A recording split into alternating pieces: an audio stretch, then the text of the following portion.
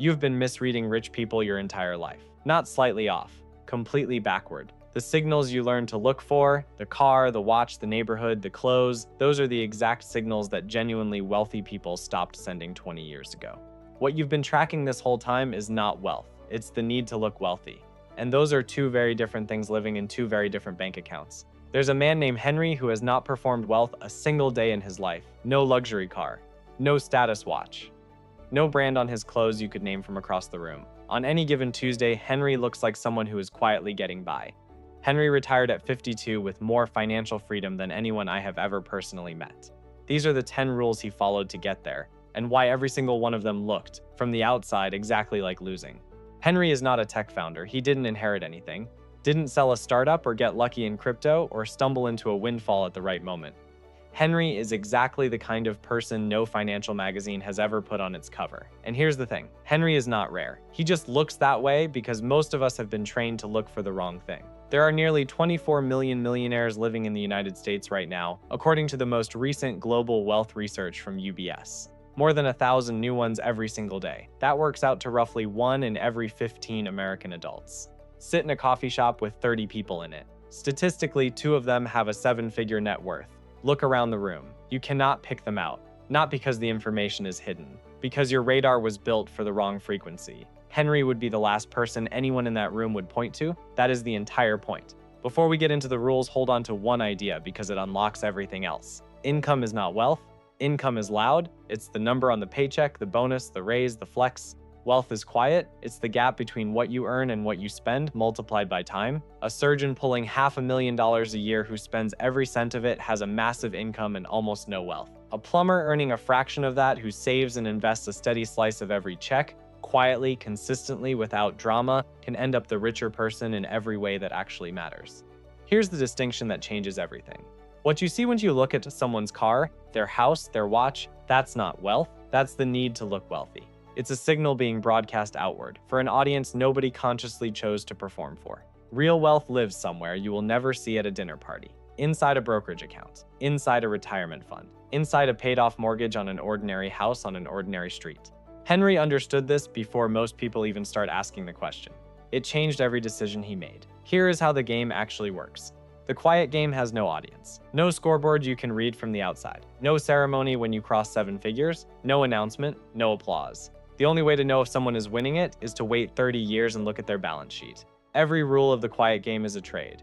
You give up something visible, the approval, the status signal, the moment where someone glances over and thinks you must be doing well. In return, you get something invisible, something that compounds, something nobody can photograph, but that eventually buys a kind of freedom that no amount of spending can purchase. Henry made that trade 10 times over. Here is rule number 1. Rule number 1, let the car tell them nothing. Henry's truck is 16 years old. There's a small dent above the rear wheel he has never once considered fixing. A thermos in the cup holder that has been through 1,000 commutes. Every morning it starts on the first turn of the key, and Henry doesn't think about it again until it's time to go home. 3 spaces over in that same parking lot, a guy in fresh Jordans climbs out of a leased German SUV. Monthly payment $960. A lease he will never own. A lender quietly collecting interest on every single one of those months. Here's where the market actually sits in 2026. The average new vehicle crossed $50,000 at the end of 2025, an all-time high. The average monthly payment is around $770. More than 1 in 5 new car buyers are paying over $1,000 a month. Nearly a quarter have stretched the loan to 7 years just to make the math work on paper. 7 years. That is longer than most marriages last. People doing that are not playing the quiet game. They are renting the appearance of someone who is and paying interest for the privilege. Research from the Millionaire next door found that the typical American millionaire spends about 1% of their net worth on the vehicle they drive. On a $2 million net worth, that's a $20,000 car, bought used, driven for a decade. Toyota, Honda, Ford. Not because they can't afford something else, because they did the math. And here's the piece most people miss. A new car loses a significant chunk of its value the second it leaves the lot. A financed new car is a guaranteed loss attached to a monthly payment. The people who know this let someone else buy it new, absorb the depreciation, and step in 2 or 3 years later, cash in hand, for the same car at a fraction of the original price. Henry's truck is not a sign of struggle. It's a 30-year receipt. Every dollar he didn't hand to a dealership is sitting somewhere right now, compounding. That dent above the rear wheel is not embarrassing. It is the visible cost of the decision that funded everything else. Rule number 2, buy less house than you could. Drive through any neighborhood people associate with money. The gated entrances, the 3-car garages, the lawns that look vacuumed every Tuesday morning. Behind those front doors, mortgages that will own the people inside them until they're 68. Property taxes, insurance, heating and cooling bills for rooms nobody ever walks into. Furniture bought to fill space that serves no purpose except to signal that you could afford it. Henry owns a house. It is on an unremarkable street in an unremarkable neighborhood.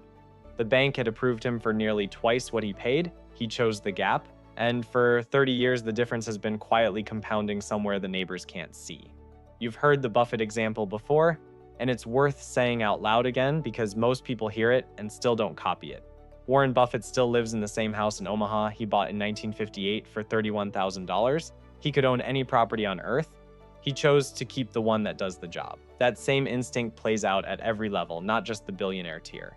The retired teacher with a 7-figure portfolio almost always did it in a 3-bedroom ranch, not a mansion. Because every extra bedroom is more property tax, more insurance, more to heat and cool, more space to fill with things nobody needs. An extra bedroom is not a reward. It is a recurring bill you will pay for 30 years. And here's the piece the bank will never tell you. They will always approve you for more than you should borrow. That is their business model, not their advice.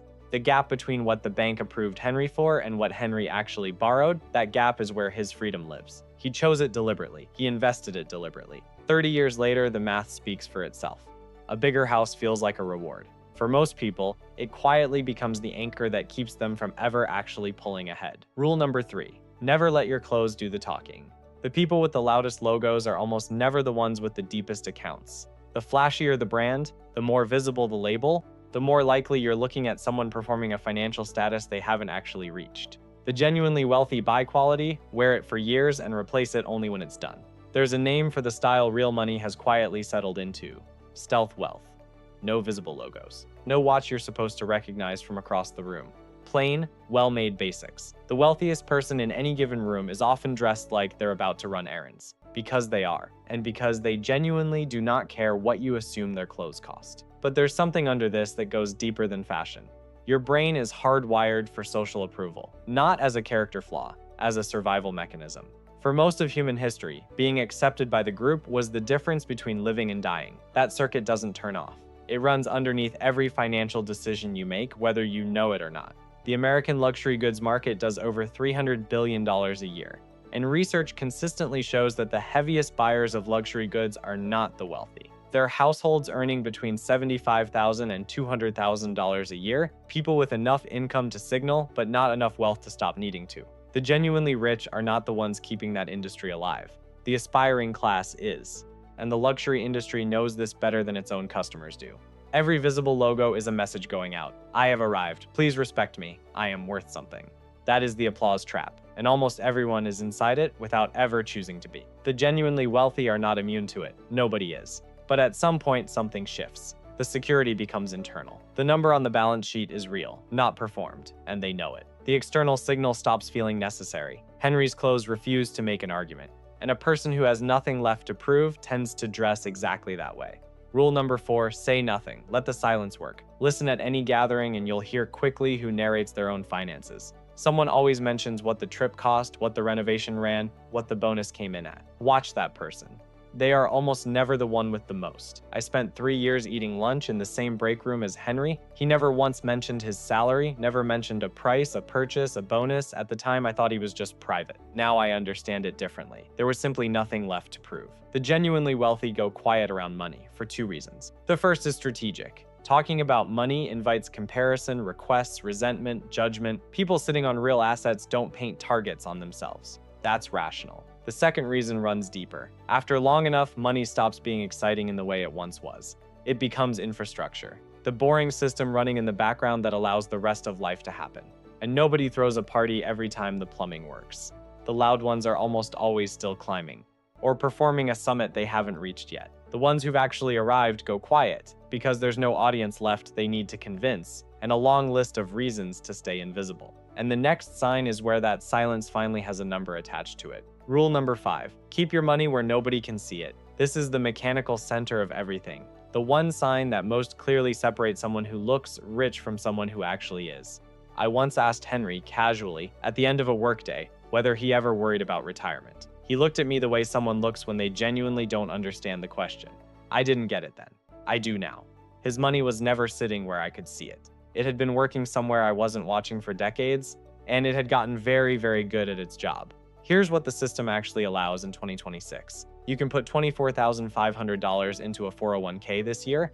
On top of that, $7,500 into an IRA. If you're on a high deductible health plan, $4,400 into a health savings account as an individual, $8,750 as a family. That account is the rare one that gives you a tax break going in, tax-free growth while it sits, and tax-free withdrawals for medical costs coming out. Triple tax advantage, one account. Most people leave it half empty for their entire working life. Add an employer match and the combined total can reach $72,000 a year. And the genuinely wealthy don't stop once those accounts are full. The money keeps going: regular taxable brokerage account, broad index funds, same amount every month, decade after decade, never touched. The mechanism is not willpower, it's design. The money comes out of every paycheck automatically before it ever hits the checking account, invested the same day, then ignored. They never see it, they never miss it, they never get the chance to spend it on something shiny. That one design choice, paying yourself first on autopilot, instead of investing whatever's left at the end of the month, is most of the difference between people who quietly get rich and people who always mean to start next year. Max out a 401k at this year's limit, earn a historically normal 7% return, wait 30 years. You're looking at roughly $2.5 million from that single account alone. There's a hospital nurse named Nadia. Hand-me-down sedan, coffee from home every morning, and most of her coworkers assume she's just careful with a tight budget. What they don't see, Nadia has maxed every account available to her for over 15 years. Her net worth would stop her coworkers cold if they ever learned the number. Her wealth is enormous and completely invisible because it lives inside a brokerage statement instead of on her wrist or in her driveway. Henry's does too. So does every person quietly winning the game you never knew existed. Rule number 6. Owe nothing. Answer to no one. Americans now carry more than $1.2 trillion in credit card debt. That's a record. The average interest rate on balances people actually carry is around 22%. 6 in 10 card users carry a balance month to month. Tens of millions of households paying 22% for the privilege of having already spent money they didn't have. A balance at that rate doubles the cost of whatever you bought in just over 3 years. Buy a couch for $1,000, ignore the statement, and 3 years later you've paid for 2 couches while sitting on one. The genuinely wealthy use credit cards heavily, points, cash back, free flights. But the statement gets wiped clean in full every single month before a cent of interest can attach. Car loans don't exist in their world. They paid cash for an unremarkable car years ago. Any debt charging more than their investments can reliably earn gets eliminated on sight. The one exception, a low fixed-rate mortgage locked in long ago, often gets left alone on purpose, because the cash compounding in a brokerage earns more than paying off cheap debt early. What you're left with is a person who owns nothing flashy and owes nothing to anyone. And that is a deeply underrated form of wealth that almost nobody talks about. Think about what it means to owe nothing before you get out of bed. When none of your income is already spoken for by a lender the moment you wake up, every dollar you earn that day is genuinely yours to direct. There's a looseness in the way Henry carries himself that took me years to name. He doesn't owe the morning to anyone. If this is landing, hit subscribe. Every week this channel breaks down how money actually works. Plain language, no hype, no gimmicks. 4 more rules left. Here's the one that shows up every time something goes wrong. Rule number 7, build a floor nobody can see. Watch how a person reacts when the unexpected bill lands. Transmission goes on a Monday morning, water heater floods the basement overnight, job disappears with 2 weeks' notice. For most households, any one of those alone is a 5-alarm emergency. The national personal savings rate sits near 4% of income. That is not a cushion, that's a floor made of paper. The genuinely wealthy meet that same bad news with a calm that can seem almost unsettling. That calm is not luck, not personality. It comes directly from a real emergency fund sitting in the background. But here's where almost everyone gets it wrong. The quietly wealthy don't just keep cash sitting idle. They keep it in a high-yield savings account earning around 4% right now. Not the account at the big traditional bank where most people park emergency funds without thinking twice. The national average savings rate right now is about 1/3 of 1%. Many of the largest banks pay 1/100th of 1%, which is functionally nothing. Same $20,000. 3 different accounts. Here's what happens. High yield account at 4%, $800 a year while you sleep. National average at 1/3%, $76. Big bank at 1/100th of a percent, $2. Same balance, same person. One of them quietly pocketed $800 this year. The other collected enough to buy a cheap sandwich. Multiply that gap across every dollar and every year of a lifetime, and you start to understand how two people who look nearly identical in their 30s end up in completely different places by 60. I know a man named Marcus. His kitchen plumbing failed a few months ago, bad enough that it needed a professional. $4,200. Marcus checked the account, transferred the money, booked the repair, and didn't say a word about it at dinner that night. Not because he was hiding something, because there was nothing to hide. The floor held, it always holds, because he built it. Rule number 8, pay once, keep forever. On the surface, this looks like spending more. But here's the actual move. They keep the thing for 15 years while the person trying to look the part churns through 3 cheap versions and 2 trendy upgrades in the same window, and ends up spending more in total to wind up with less. Cheap becomes expensive the moment you have to buy it 5 times. There's a woman named Elena who bought one leather bag 14 years ago and carries it every single day. The leather has broken in the way real leather does. Soft at the corners, deep color where the handle meets the body, scuffed in the places that tell you it has actually been somewhere. A stranger might assume she can't afford a new one. Her coworker buys a trendy new bag every season. Elena has spent less on bags over 14 years than that coworker spent in 2. She bought the thing that lasts and stopped buying. Same instinct runs across everything they own. When something breaks, the first thought is repair, not replace. A $60 fix on a great appliance beats an $800 replacement that is somehow built worse than the thing it's replacing. They know a good tailor, a reliable mechanic, a cobbler who can re-sole a boot that has 20 years left in it. And underneath this habit is something the consumer economy really doesn't want you to notice. Every major industry that sells goods, electronics, clothing, furniture, appliances, has quietly built an artificial upgrade schedule into its business model. The new version drops. The marketing says your old one is now outdated. Your old one works perfectly. But the pressure is there, and most people comply without ever stopping to ask who benefits from that schedule. People playing the quiet game refuse it. They upgrade when the old thing is done, not when a marketing department decided it was time for them to spend again.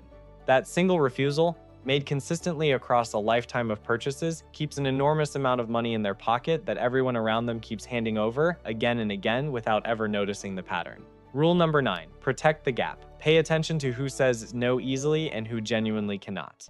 The destination bachelor party that doesn't fit the year. The group dinner at the restaurant that doesn't make sense this week. The upgrade everyone's getting purely because everyone's getting it. The genuinely wealthy decline all of it without drama, without a long guilty explanation, without apologizing for 5 minutes straight. From the outside, this reads as not being able to afford it. That is almost always wrong. They can afford most of it. That's exactly why they say no, because they spent years saying no to things that didn't matter, and the result is that now they can afford things that do. Lifestyle creep is the most reliable wealth killer for high earners. Income goes up. Spending follows immediately. The gap between the two never widens.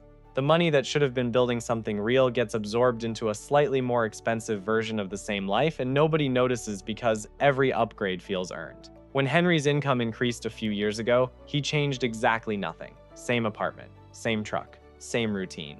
The entire raise was automated into investments before it ever touched his checking account. His friends thought he was stubborn, maybe cheap. What they missed is that the gap between what Henry earns and what Henry spends is the most valuable thing he owns, and every time he protected it, he made it a little wider and a little harder for anyone to close.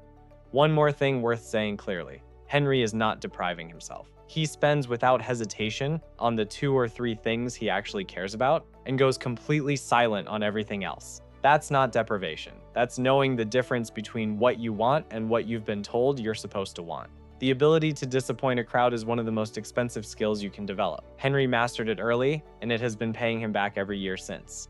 Rule number 10, stop playing. You already won. 10 rules. You've seen all of them now. And here's what nobody tells you about the quiet game. There is no finish line you cross, no trophy, no announcement, no moment where someone hands you a plaque and says you made it. The only way you know you're winning is the morning you wake up and realize the noise is gone. Rule number 10 is not really a rule. It's what winning actually looks like. At some point, the genuinely wealthy stop performing wealth. Not because they get secretive or start hiding.